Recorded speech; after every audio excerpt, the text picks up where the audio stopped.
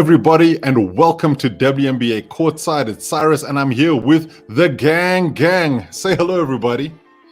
Yeah. Look at that. How's everybody doing?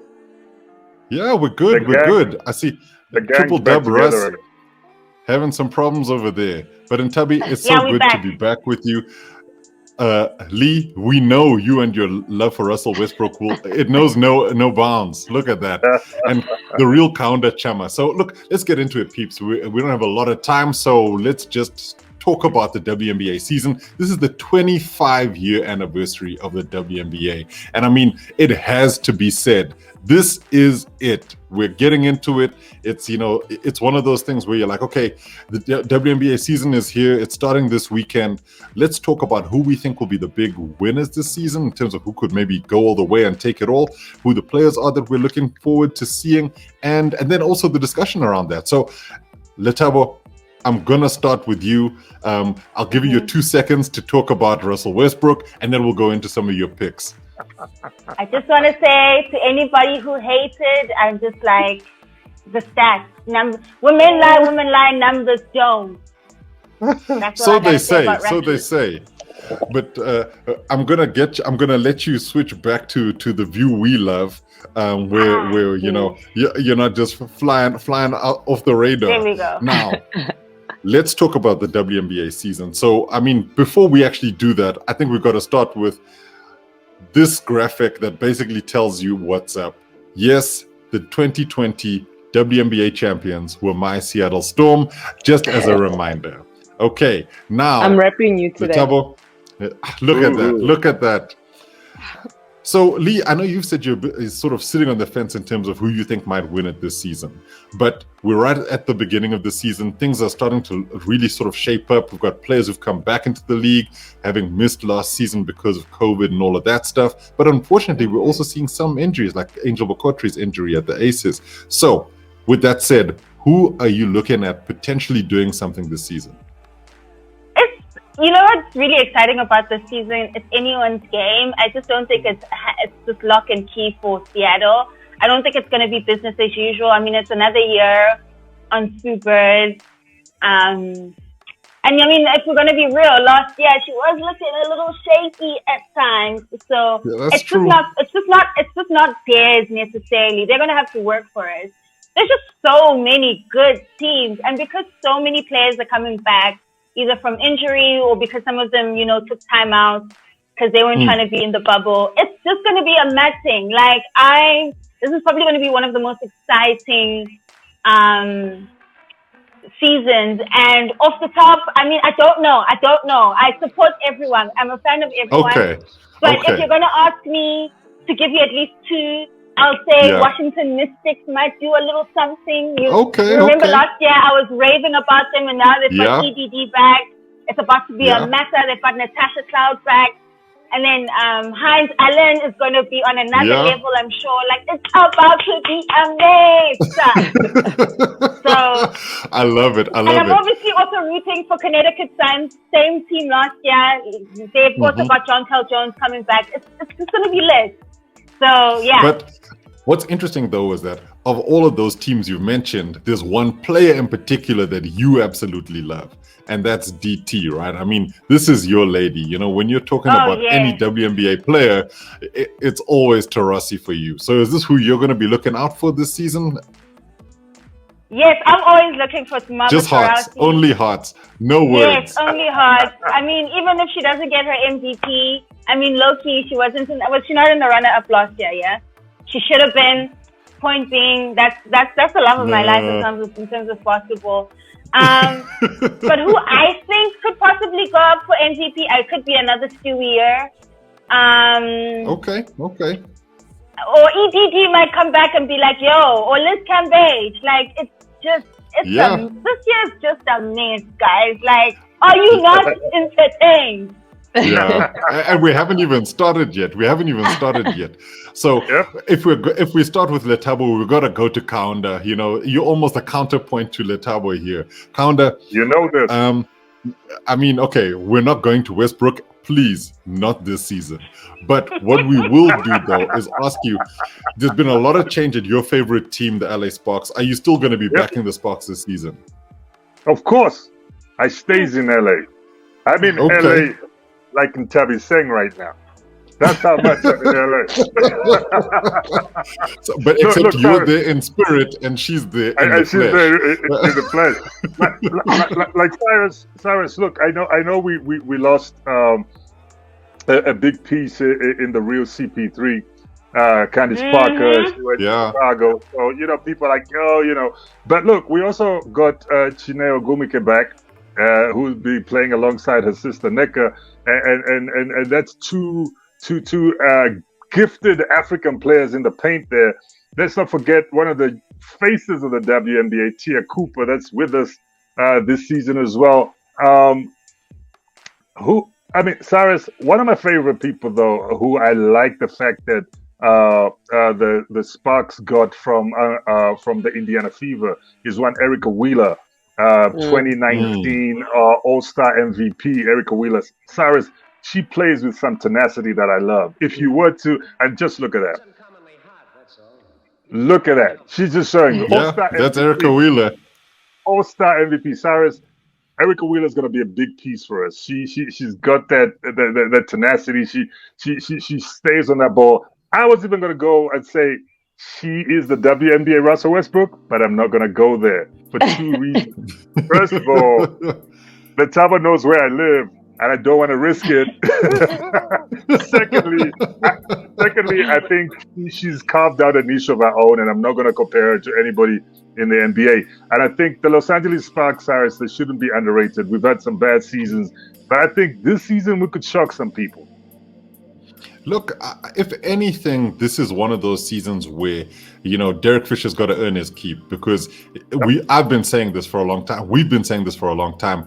The Sparks have just sort of been underperforming by their standards, and it's really it's disappointing because they should be a better team than they've showed. And I think when you look at potentially what the bookies' favorites are at the moment, they just haven't been part of that conversation. Having said that, they've got a really, really good group of players at the moment. The Gumikas are together. They run things in the WNBA. I mean, the boardroom and on court. So it's pretty impressive. But I do think that, only time will tell. And we'll see, because losing Candice Parker is a big, big deal. Now, Nthabiseng, we've spoken about the Sparks. We've spoken about everybody, because obviously Lethabo likes everybody, but also the Washington Mystics. We've spoken about the Storm a little bit. Who are you rooting for this season? I'm sticking with the Aces, man. Liz is coming back. Ada is healthy, and I know that the Aces have lost Angel, but I don't know how much of a loss that would be with Chelsea coming back too. There's still some solid players. To Lethabo's point, this season is about to be lit. Honestly, I'm super excited for the WNBA. I think the ladies are ready to play. It's a quarter of a century and they're celebrating it, and they're going big, right? And so I'm super excited to see the Aces play. But I do love Seattle. I've never had issues with Seattle. That's why I'm repping Stewie, because I think she will be MVP this year again, as much as I do love Asia. But I am going with Stewie. This is another Stewie year for me. Okay, well, what's interesting is obviously all the talk's been about Stewie at the moment because of this. The deal with Puma, she's got her own signature shoe coming. This is a big deal for women's sports. It's a big deal for for Breanna Stewart, one of my favorite, if not my favorite WNBA player at the moment. And I think that when we look at it, so it's weird because I'm a bit cut up here in the sense that my heart says this is going to be a Seattle year. I mean, if anything, that's what I'd love to see. I'd love to see this kind of thing happening again, where you've got the likes of Jewel Lloyd, the likes of Jordan Canada, Sue Bird, Breanna Stewart, all smiling because they're champions. But I have to admit that I think this might be the year the Aces do it. Because the Aces went all the way last year to the NBA Finals and they didn't have Elizabeth Cambage. Yeah, they did, but this woman was missing. And she can be the difference on any team. So I think that with Liz Cambage back, with Kelsey Plum back as well, that was another massive, massive loss for them last season. I think the Aces could do it. For me personally, I think the Storm have just got a really, really well-rounded squad. They have lost a couple of players who were central to their makeup. But also some people aged out. But the thing is, it gives opportunities to younger people to come through, and also goes to show that, maybe this is the year where Sue Bird becomes 6th Woman of the Year, and Jewel Lloyd runs the team, or Jordan Canada runs the team. Who knows? There's options in Seattle. So I want to ask all of you. She's there. I just want to point out quickly, if you Google any of the teams, Google will do this little bandana thing of WNBA. I saw that. So have fun with that. Mm-hmm. Yeah, that's beautiful. Mm-hmm. Speaking of beautiful, right? I think we got to talk about this. I cannot think of any season in the NBA where they had uniforms and jerseys as good looking as these are in the WNBA this season. They have gone above and beyond. And I think all of us are thinking, okay, fine, when are we going to be able to get shipments to Africa? But apparently those aren't necessarily on the cards at the moment. So give me your thoughts, guys. And I'm going to start with you, Lethabo. When you see these uniforms, what do you think? Do you think this is where it's at? Are we in the right direction here? Yes, I think this is parts and parts of people taking the women's game more seriously, and I think we have social media to thank for that, because it's been kind of neglected a little, in this taken as a second priority, and I think now, especially also, I don't know if you saw, there's a docu 144 coming out on ESPN. Yes. I think there's been more concerted effort.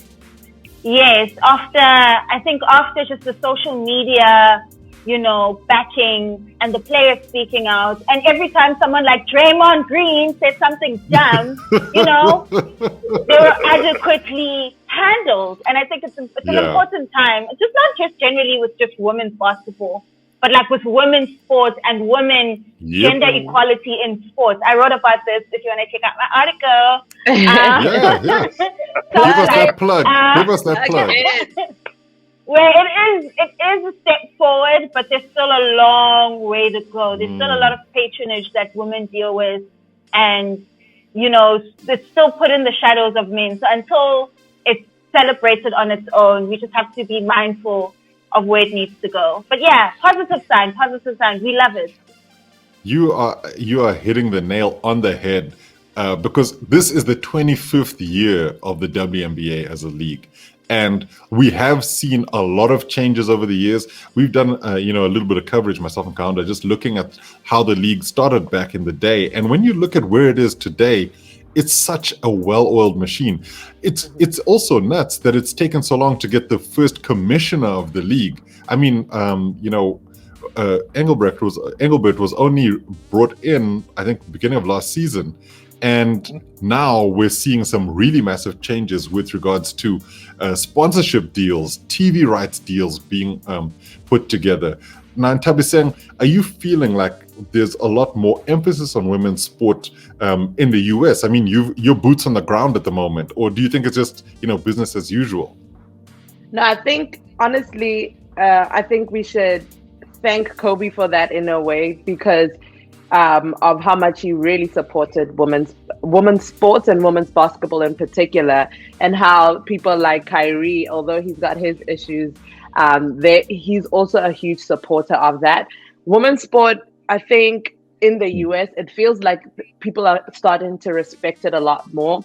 And I think COVID helped the WNBA in the case that they had so much airtime and people were actually watching and being entertained by it, that it's not a surprise that people are now starting to see that women actually have a lot to offer when it comes to sports. Yeah. And I mean, I'm even thinking about the WNBA draft, how for me this draft year was very different to many draft years. It almost felt, in comparison to men, that there was just as much excitement around that draft as there normally is around men's draft.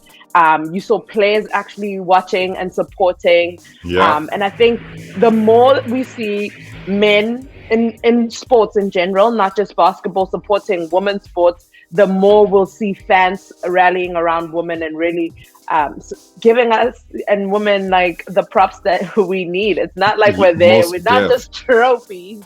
We actually no participation trophies over no here. Participation trophies. Nothing like that.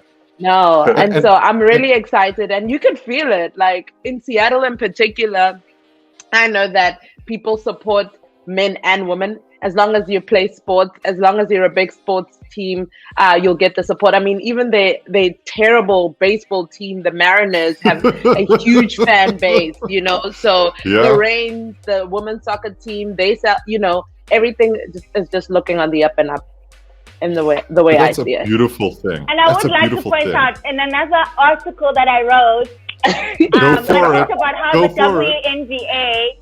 the WNBA literally was the spark that ignited the social justice movement that we're seeing in sports today. 100%. And so I think there's also an element of that we need to just quickly touch on, about how they've been, before Kaepernick took a knee, it was them that were protesting against police brutality in America. So I'm just saying. Yeah. And that's often the case. You know, women have taken the lead and unfortunately been shunted out of the spotlight in so many instances. And we see that in, you know, the real world as well as in the sports world. And so, you know, props to all of the women involved with the WNBA in particular, because these guys have got a proper social conscience. It's not just doing it for lip service, which sometimes happens in the men's game, where you got a whole bunch of people, you know, talking nonsense, and then when you actually ask them to back it up, there's nothing to do that. But every single woman in the WNBA has done something incredible,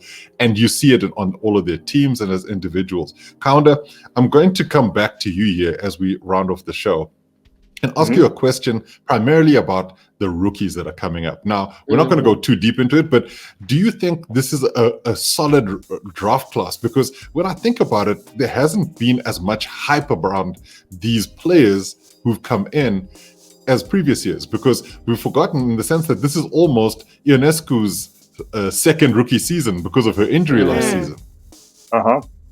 Look, Cyrus, I think COVID really affected a lot of things, and I think a lot of rookies from last year who are supposed to be sophomores are also going to feel like they're rookies this year. So there's going to be a lot more people to watch, and I think, like Nthabiseng said, I watched a lot of the draft and the excitement around it, and just watching those players, their reaction to being selected, their families' reaction, and obviously looking at some of their collegiate videos and stuff like that, you can tell that it's gonna be exciting. It's gonna be a great season, and we're in for some treats. I mean, like, you know, the four of us watch this league religiously, so I think it's gonna be fun, and I think we're gonna be impressed with the kind of rookies that we're gonna see this season. I'm excited personally. I hope you guys are. Yes. No, we definitely are.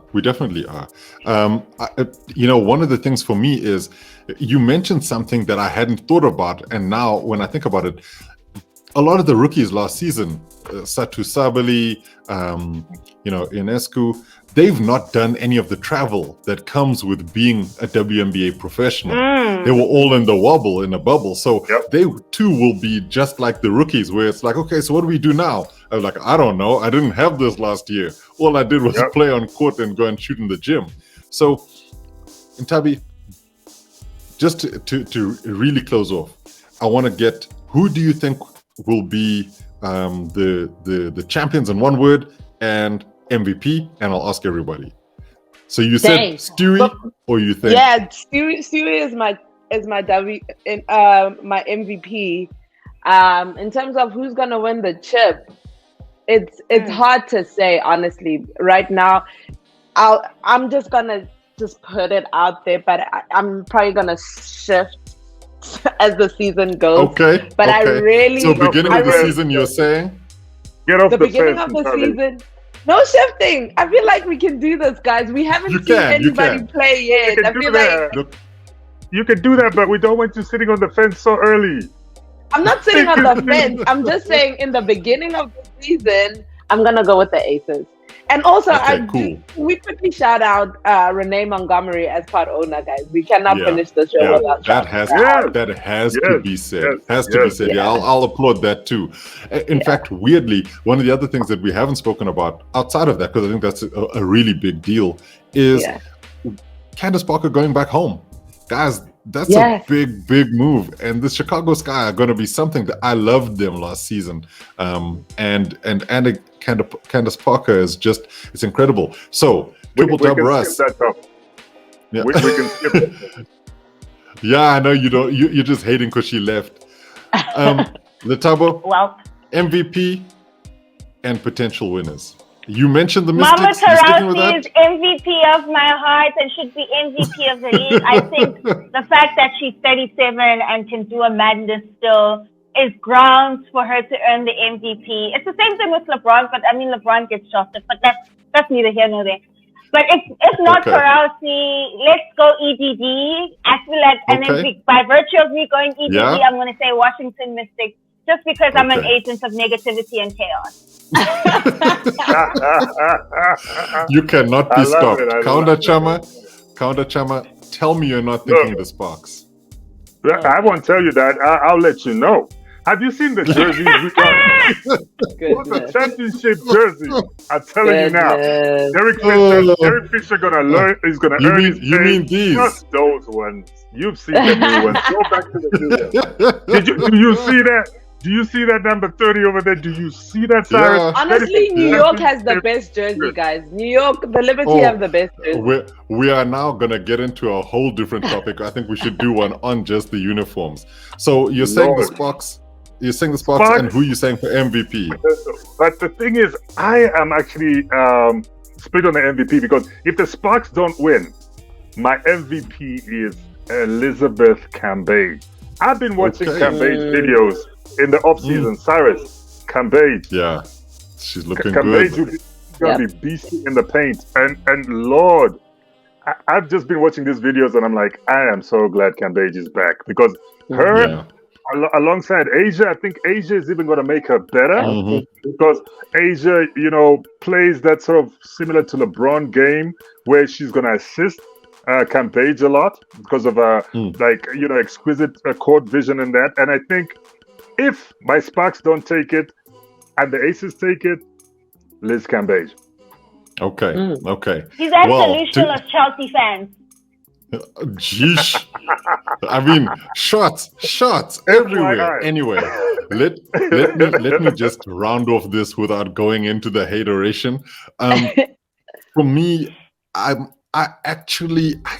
cannot shake the fact that I think the Aces are going to win it this year. I think Cambage is really too big a difference maker. And if I'm being totally honest, if the Aces win it, Cambage is definitely going to be the MVP.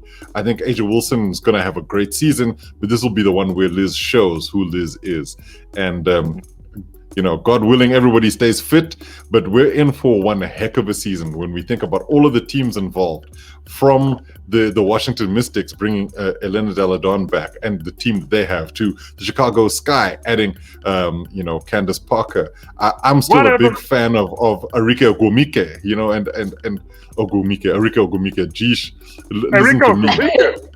That's amazing. There's Erica. So that's where that happened. Jeez. Ogumbawale, Cyrus. Yes, I know. Oh my God. Arike Ogumbawale. Ogumbawale. But I think that Ogumbawale and the Wings, they'll struggle because they've got a lot of youngsters in that team. But if Arike is doing what Arike can do, who knows? So let's leave it on that embarrassing note. Thank you, everybody. And I hope you enjoyed the beginning of the WNBA this weekend. It's going to be an incredible weekend from us here at WNBA Courtside to you watching. Enjoy, and we'll see you again soon.